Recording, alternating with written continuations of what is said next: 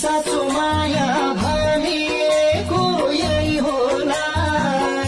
आफू आँसुको तलाउमा डुबेर मरु भन्छौ मलाई तिम्रो ठाउँमा अरू त आउला यति माया गर्ने त कहाँ पाउला मेरो जीवन उज्यालो बनायो आफ्नै जीवन जलाए साँचो माया भनेको यही होला आफू आँसुको तलाउ